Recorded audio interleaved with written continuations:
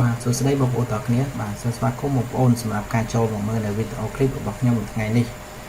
ថ្ងៃនេះដែរខ្ញុំនឹងចែករំលែកជូនបងប្អូនអំពីរបៀបនៃការធ្វើតារាងសងប្រាក់បាទអញ្ចឹងតារាងសងប្រាក់នេះខ្ញុំធ្វើក្នុង Excel ហើយវាមានលក្ខណៈងាយស្រួលទេអញ្ចឹងសម្រាប់បងប្អូនដែលប្រកបអាជីវកម្មដូចជាបើកការផ្ដល់ប្រាក់កម្ចីជូនអតិថិជនឬក៏បងប្អូនដែលធ្វើការខ្ចីប្រាក់ពីអ្នកដទៃអីចឹងបងប្អូនអាចធ្វើតារាងនេះខ្លួនឯងបានបាទអញ្ចឹងដើម្បីកុំឲ្យខាតពេលបងប្អូនយូរនឹងបង្ហាញបងប្អូនពីរបៀបនៃការធ្វើតារាងបងប្រាក់បានបាទអញ្ចឹងតារាងនេះគឺខ្ញុំបានរៀបចំរួចរាល់ហើយបាទនេះតារាងនេះឈ្មោះអ្នកខ្ចីបាទ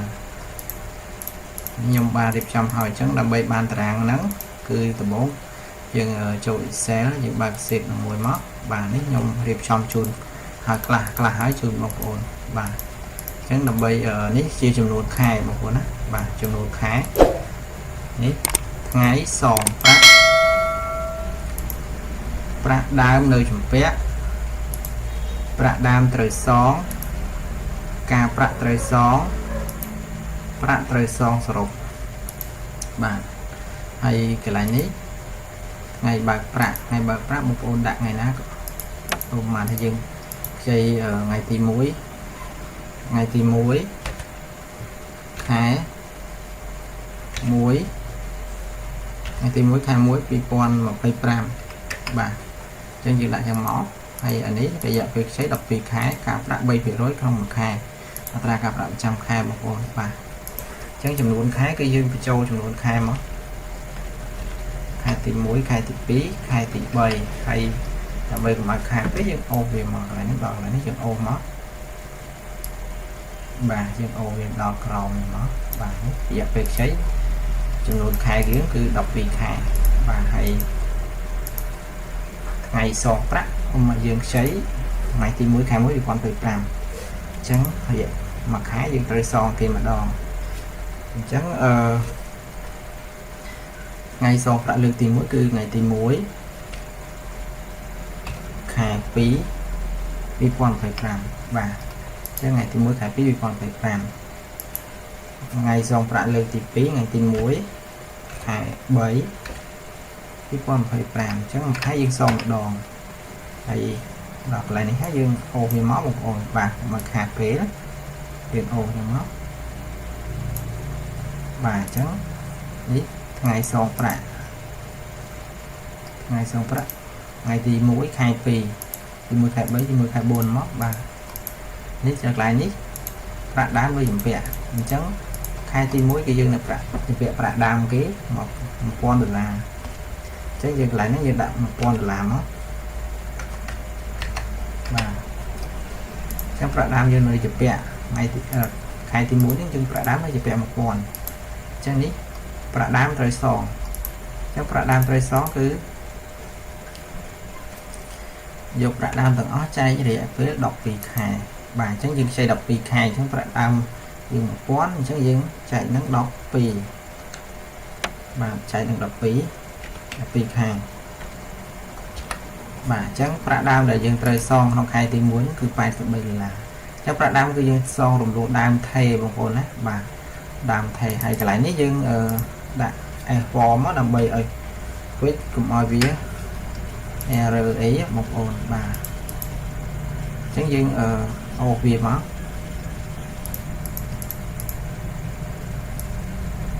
ដើមយើងគឺដើមរំលោះថេមកថាខែទី1សង83ខែទី2គឺសង83ដែរអញ្ចឹងដោយសារយើងរំលោះដើមថេបាទកន្លែងនេះការប្រាក់ត្រូវសងបាទការប្រាក់ត្រូវសងអញ្ចឹងដើមយើង1000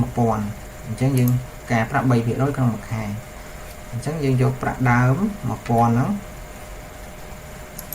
គុណនឹង3%បាទគុណនឹង3%ក្នុងមួយខែបាទអញ្ចឹងប្រាក់ដើមយើងការប្រាក់ត្រូវសងហ្នឹងគឺ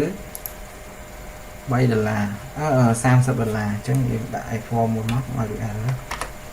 បាទអញ្ចឹងប្រាក់ដើមការប្រាក់ត្រូវសងហ្នឹង គឺ$30ក្នុងខែទី1បាទអញ្ចឹងប្រាក់ត្រូវសងសរុបប្រាក់ត្រូវសងសរុបស្មើនឹង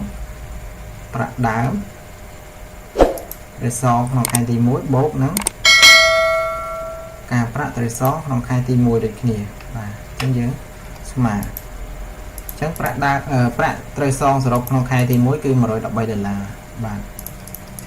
អញ្ចឹងតោះណាបងប្អូនណាអញ្ចឹងដើម្បីអានេះរកប្រាក់ត្រូវសងសរុបក្នុងខែទី1យើងឃើញហើយអញ្ចឹងយើងរកប្រាក់ត្រូវសងក្នុងខែទី2អញ្ចឹងប្រាក់ត្រូវសងក្នុងខែទី2គឺយើងយកប្រាក់ដែលត្រូវសងប្រាក់ដើមដែលសងក្នុងខែទី1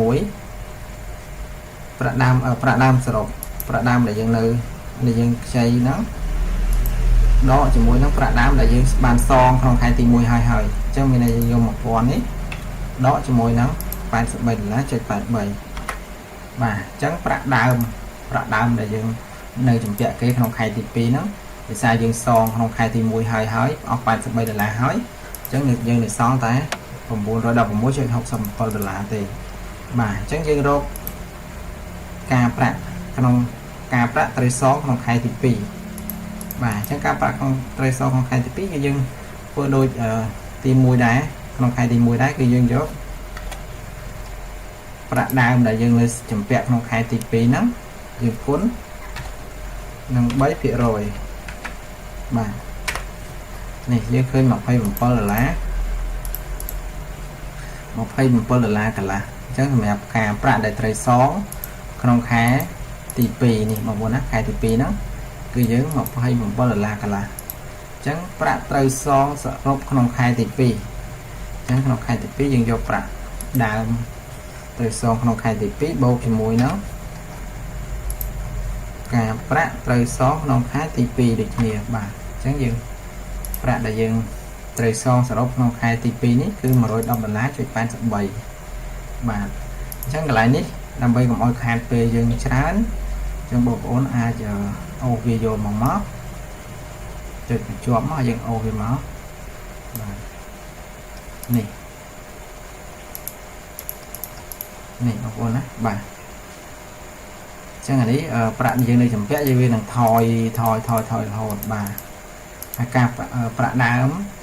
ការប្រាក់ដែលត្រូវសងក៏យើងអូសវាមកបាទនេះដូចគ្នាយើងអូសវាមកដោយសារយើងធ្វើឲ្យរូបមន្តដដែលទេបងប្អូនដើម្បីកុំឲ្យខាតពេកយើងអូសណាមកអូសមកក្រោមមកបាទនេះចឹងប្រាក់ដើមប្រាក់ត្រូវសងខែទី1ខែទី2វានឹងថយម្ដងតិចដោយសារអីដោយសារយើងបង់ដើមបានខ្លះហើយចឹងណាហ្នឹងយើងបង់រំលោះដើមថេអញ្ចឹងពេលយើងរំលោះអស់ដើម$83អញ្ចឹងដើមយើងនៅសល់ប៉ុណ្ណេះយើងគុណនឹង3%មកការវាថយដែរអញ្ចឹងបងប្អូនបាទហើយអានេះប្រាក់យើងត្រូវប្រាក់ដើមដែលយើងត្រូវសងគឺយើងប្រើរូបមន្តនេះមកយើងសរុបមើលថាប្រាក់ដើមដែលយើងសងហ្នឹងស្មើ$1000អត់បាទអញ្ចឹងបើស្មើ$1000ត្រូវហើយនេះបងប្អូនបាទអញ្ចឹងនេះយើងខ្ចីគេ$1000អញ្ចឹងប្រាក់ដើមដែលយើងត្រូវបង់សរុបត្រូវសងទៅគេសរុបគឺ$1000បងប្